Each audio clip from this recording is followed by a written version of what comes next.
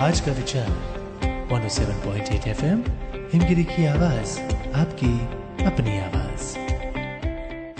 107.8 FM Himgiri की आवाज, आपकी अपनी आवाज पर आज का विचार, किसी अजनबी की चिकनी चुपड़ी बातों में आकर उस पर विश्वास नहीं कर लेना चाहिए। चलिए एक कहानी के जरिए समझते हैं। एक बार की बात है, किसी गांव के मंदिर में देव शर्मा नाम का एक प्रतिष्ठित साधु रहता था। गांव के सभी लोग उनका सम्मान करते थे। उसे अपने भक्तों से दान में तरह तरह के वस्त्र, उपहार, खाद्य सामग्री और पैसे मिलते थे। उन वस्त्रों को बेचकर साधु ने काफी धन जमा कर लिया था। साधु कभी किसी पर विश्वास नहीं करता था और हमेशा अपने धन की सुरक्षा के लिए चिंतित रहता था। वह अपने धन को पोटली में रखता था और उसे हमेशा अपने साथ लेकर चलता था। उसी गांव में एक ठग रहता था। बहुत दिनों से उसकी नजर साधु के धन पर थी। ठग हमेशा साधु का पीछा किया करता था, लेकिन साधु उस गठरी को कभी अपने से अलग नहीं होने देता। आखिरकार उस ठग ने एक छात्र का वेश धारण किया और साधु के पास गया।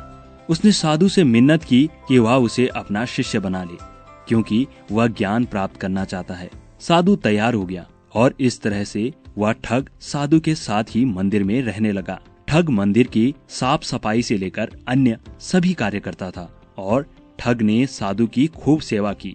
जल्दी ही उसका विश्वास पात्र बन गया। एक दिन साधु को पास के गांव में एक अनुष्ठान के लिए आमंत्रित किया गया।